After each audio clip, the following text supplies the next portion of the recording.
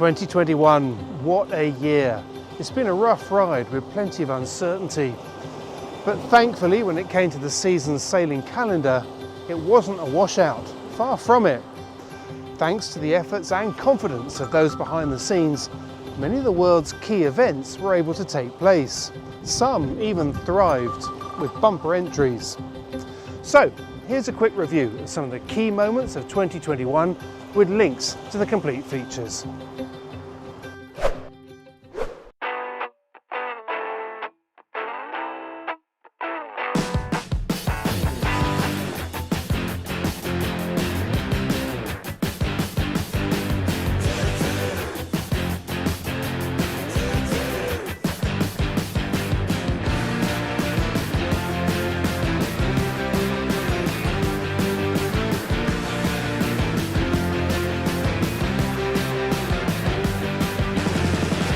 The year kicked off with the semi-final of the Prada Cup, the midway stage of the Challenger Series for the America's Cup.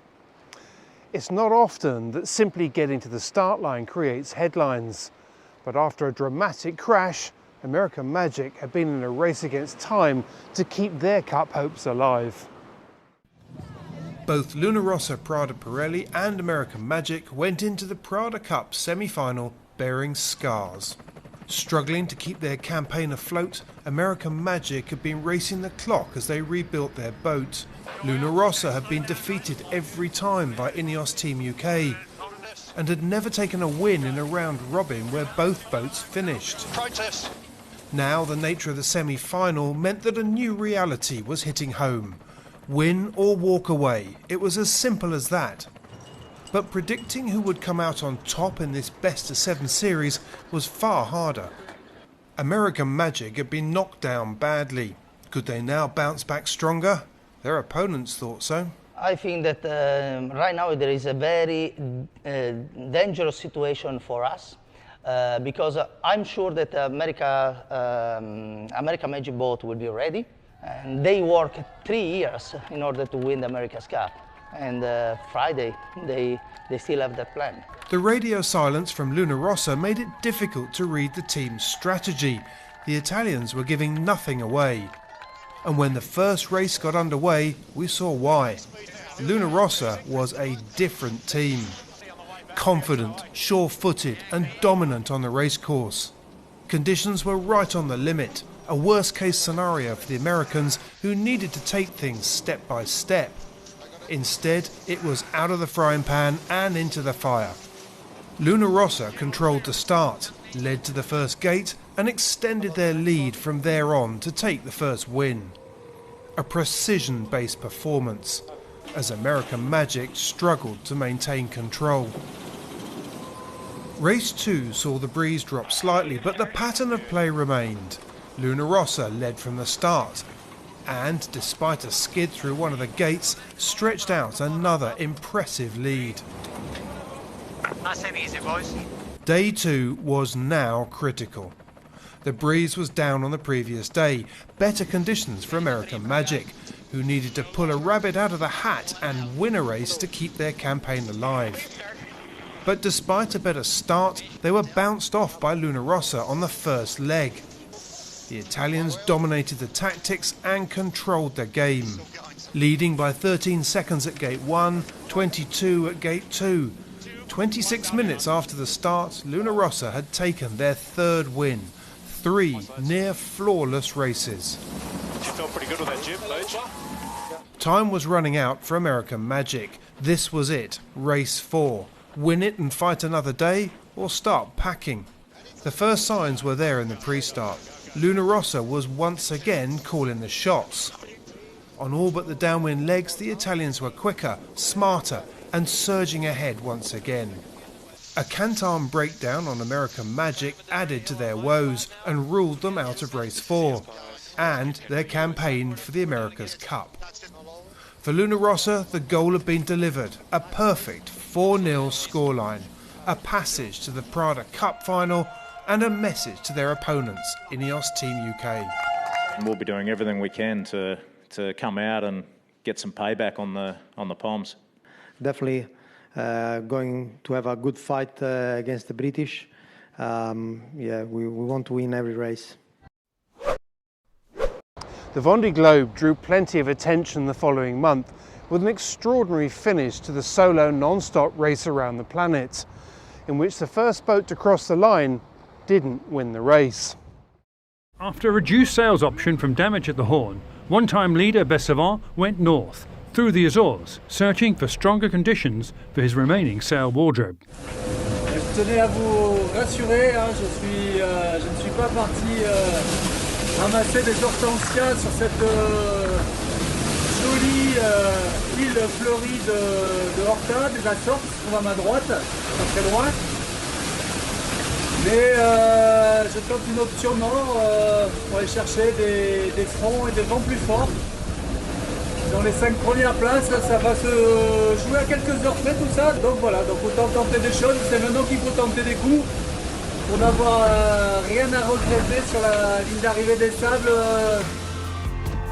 It was Charlie Town that swept up from the southwest on his favoured port tack to arrive at the finish line after 80 days, 6 hours, 15 minutes and 47 seconds. He had nursed Pivia's damaged port foil for more than halfway around the course and purposely went south of the rum line to enable him to finish on a port tack using his undamaged starboard foil for best speed. But although line honours for his first Vendée Globe was a tremendous achievement, those redressed timings for the two rivals behind him denied him the main prize as yet, with the clock ticking. Heureux d'avoir franchi la ligne en tête de ce Vendée Globe 2020-2021. Voilà, c'était une sacrée course, une sacrée aventure. Il y a eu plein de rebondissements, j'ai eu des hauts, des bas, eu pas mal de bricolage aussi. Mais non, c'est une super expérience, quoi. Voilà, Coming in from the north was St Malo sailor Louis Berton, who almost gave up in the middle of the Southern Ocean with a solo pit stop and made up the 900-mile deficit to take second at the line. Burton's arrival some 4 hours after Dallin credited him with a duration of 80 days, 10 hours, 25 minutes and 12 seconds.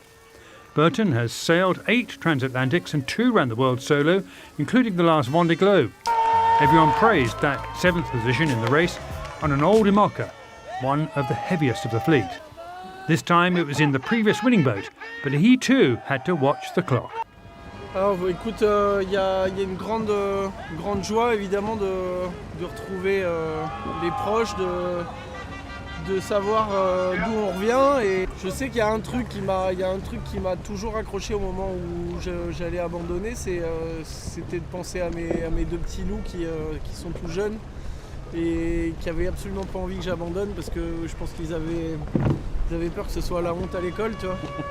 Meanwhile, in third place, less than 90 miles from the finish in the South Bay of Biscay, disaster struck the German sailor who carried a 6-hour redress through his involvement with the Escoffier rescue. Boris Herrmann could theoretically still win. About half an hour ago I hit a fishing vessel, a huge fish trawler. I was sleeping and I woke up and I was here in the cockpit looking up a huge wall of a fish trawler, and my starboard side sails were in his side. My Janaker was stuck on his cranes and sinks on the side, and I hear sail ripping, and I was bouncing a few times with the outrigger into the fishing vessel, and then luckily I could slip past and go. But that was a real shock moment. And then I investigated all the first most important things, so there was no water coming in. The foil is damaged, but not the foil case. The bowsprit is broken off. So I'm really gutted, and I'm sorry for everyone who supports us that this happened. It's certainly the worst nightmare that happened to me so far, and what really intrigues me is why did it happen? I had all my alarms on, and I had many ships this afternoon where the radar alarm would perfectly alert me, the AIS alarm would perfectly alert me, Oscar was on as well.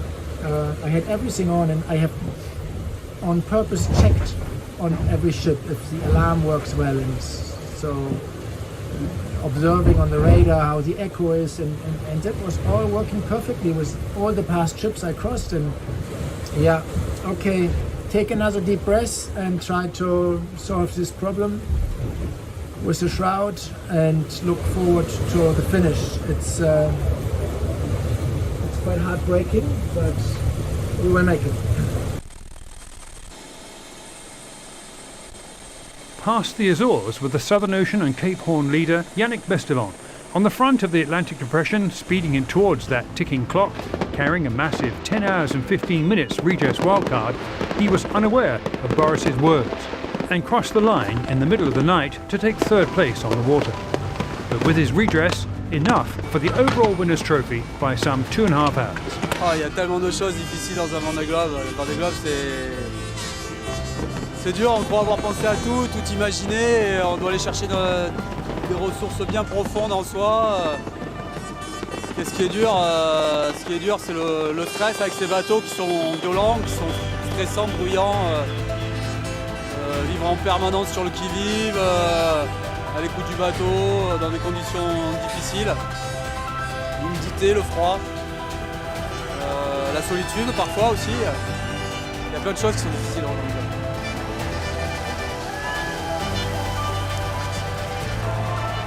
J'ai l'impression de vivre un rêve, d'halluciner quoi. Là, ça fait bizarre, hein, on passe de la solitude totale à ça quoi. Cette fête, ces lumières, les gens qui sont là malgré le contexte compliqué. Ouais, c'est un bonheur, je réalise pas encore ce qui se passe. Je suis encore toujours dans ma course alors que c'est terminé, mais ouais, c'est un rêve d'enfant qui se réalise. March was all about the America's Cup. The Kiwis were facing the Italians.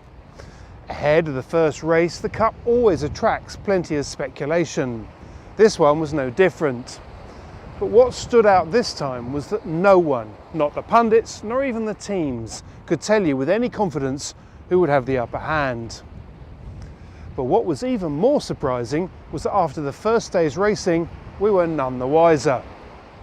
I've covered 6 consecutive America's Cups at the venues, and I've never experienced that level of uncertainty. Every day in the America's Cup is special. But when it's a day when the cup can be won, the game is raised to another level. Today was that day. After their win the day before in a dramatic, action-packed race, the defenders were just one victory away. The challengers needed both races to keep their dream alive. But if that pressure wasn't enough, the weather raised the stakes and dawdled its way onto the course. But when it arrived, it lit the race up. This is the race committee. The wind sampling is complete and this race is live. The Kiwis pulled off a perfect start, tacked off to the right and worked the side that they wanted. It paid off. At gate 1 they were 7 seconds ahead, gate 2 9, and then they lit the afterburners, stretching the lead leg by leg to finish 45 seconds ahead. Pretty nice phase, isn't it? All good with Their achievement was massive. They knew it, the crowds knew it, and Auckland went wild. 7 wins, 1 massive trophy, 4-time winners of sailing's most prestigious trophy. The America's Cup was New Zealand's once again.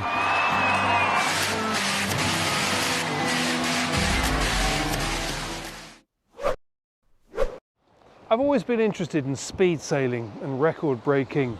Aside from the speed itself, there's always a good backstory. In the spring, I met the owner of Powerplay, an MOD 70 trimaran that has a string of records to her name. Record breaking is a young person's game, you may think, but when I spoke to him shortly after his latest record, Peter Cunningham was about to turn 80. There's just one word that sums up the interview: inspirational. So, how does the idea of setting an offshore record and being back in time for dinner grab you? Fancy that? Well, if it does, this could be just about for you.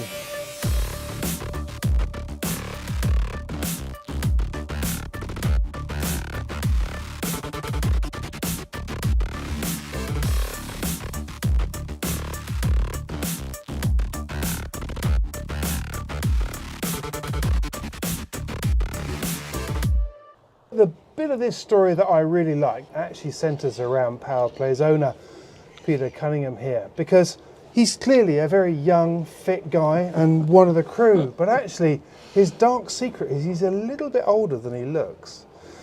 Peter, I don't want to embarrass you about it, but how old are you? I will be 80 in July. That's pretty good going for this kind of boat. I think that'll take quite a lot of people by surprise. Yeah, took me by surprise. Did well, it? turning 80 takes me by surprise, believe me. Yeah, but I mean, let's kick off with how do you find the boat then? I mean, this is a pretty potent boat, isn't it? Yeah, it's a physical boat, and you've got to get around. But you know, the guys they look after me, make sure they don't lift me up and down or anything like that. But I think, you know, they keep an eye out. And, you know, again, you can't really tell. The worst part really is down below. Up above, it's not too much of a problem. And, you know, just got to be careful when the boat's really moving and hang on to something. Down below, the problem really is that the shaking. And I smashed my shoulder up. You know, one of the things you do with the boat, which I hadn't really thought through, is that when it's really windy and you're going fast, they raise the leeward dagger board so that when a gust hits, instead of tipping more, you skip. And I was just standing by the ladder, you know, taking my foul weather gear off, and just all of a sudden the boat skipped, and the ladder just went bang, you know, right into me. My shoulder went forward and tore the ligament over the top of the shoulder. So yeah, so you just have to be really careful. What really now I'm always have 3 points of contact, you know, is the rule, and just brace yourself carefully. So, but you know, that could happen to anybody really. But you do lose, you know, when you get older, you lose a bit of your balance, a little bit of your agility. But on the other hand, if you stop doing things, then you really lose it. Yeah. You know, it's like if you don't use it, you lose it type of thing. So to me, it's to try to keep going. Honestly, I don't really think about it. It's just, I just try to be a bit careful. Summer saw some big crowd pullers, from the professionally crewed Ocean Race Europe to some of the world's biggest amateur events, the classic Round the Island Race and Cows Week, to name just two. And then there was the Rolex Fastnet Race, which this year saw another increase in the number of double-handed entries. In fact, this was the biggest group in the already record-breaking fleet. The world's most famous start line, the Royal Yacht Squadron here in Cowes, delivered an incredible spectacle. But aside from the weather and the history behind this famous race, it was once again the depth and breadth of the fleet that was just so spectacular. At the top end, the biggest boats, we had 3 Ultime trimarans. We had Sodebo, Gitana 17 and Actuel, the big 32-metre powerful tries. We had Scorpius, the 125-foot Swan, brand new, only just down from Finland, out here. We had Rambler 88, that has got line honours for the monohulls in the 2 previous Fastnets. We had a fleet of Immoccas. We had a massive fleet of Class 40s.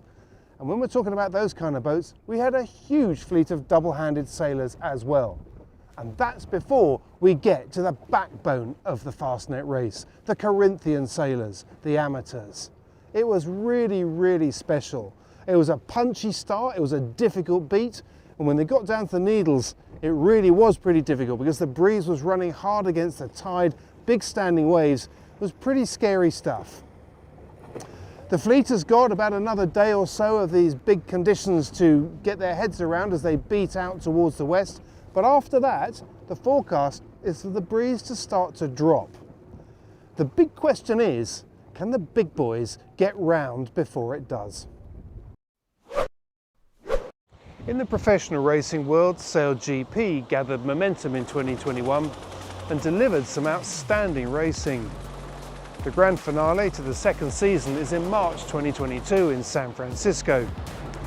Meanwhile, in November, the Transat Jacques Vabre drew plenty of attention as some of the fastest offshore machines in the world scorched across the Atlantic.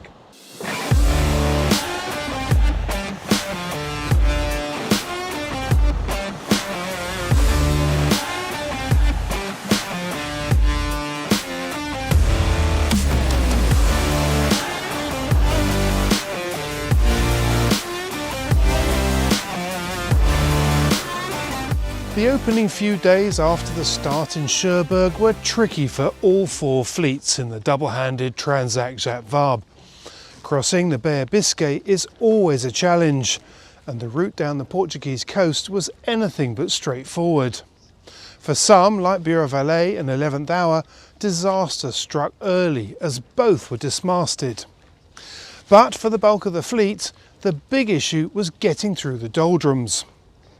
The problem started with light conditions out in the Atlantic that left a narrow corridor of breeze close to the African coast for the fleet to squeeze through. And it wasn't easy for anyone. Alec Wilkinson picks up the story after 5 days of racing. Thursday the 11th of November for the all teams is spent rounding islands. First Madeira, then the Canaries, and the jibes are numerous as the fleet heads west. But Sedebo appears to be slowing down.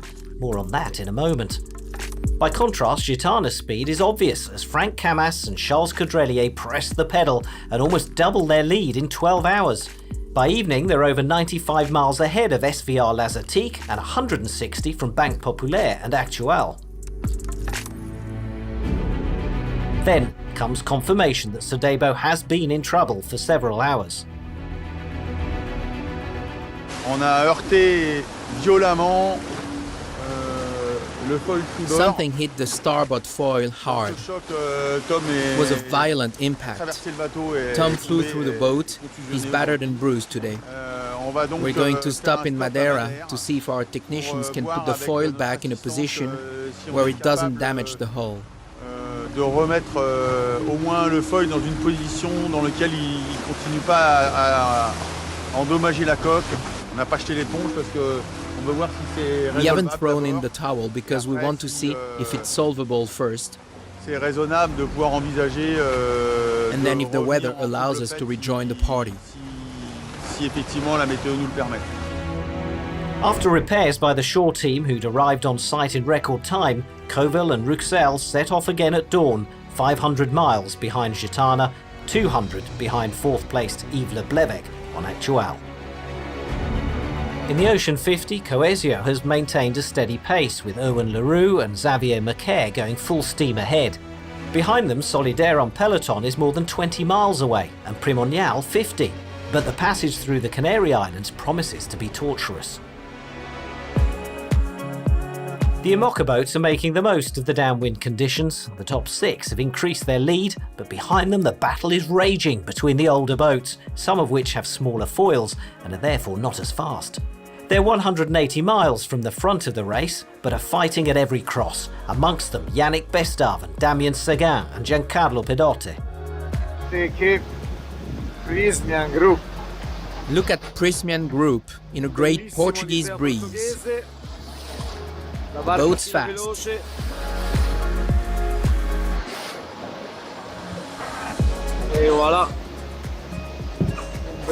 Look at the view.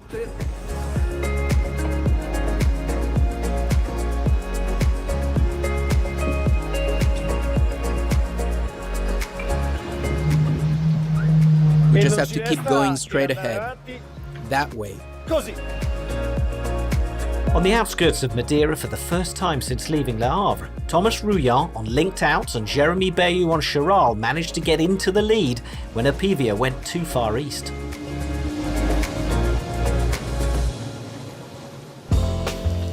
Thursday at midday, the Class 40s finally reached Cape Finisterre. A group have decided to take a more western route, hoping to find breeze generated by the low pressure system that's approaching.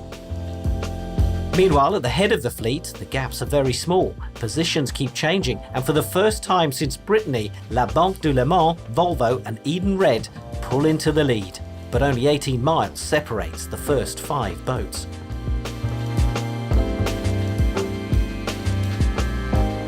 More than 200 miles away in 32nd position, the Courtois twins are smiling again.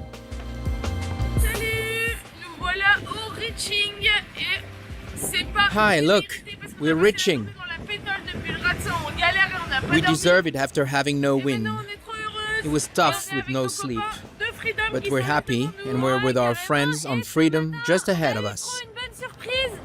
This morning, whilst we were really depressed at still having no wind, we found a lovely surprise in our boat. our parents made us a little book with lots of photos and messages from our friends. Thank you, thank you. In amongst all of that, there's been plenty of other news, from losing a classic landmark to gaining a blueprint for the next America's Cup that looks set to pull in muscle power from Formula One. 2022 looks set to be a very exciting season. So, thanks as always for watching, keep spreading the word, Happy New Year, till next time.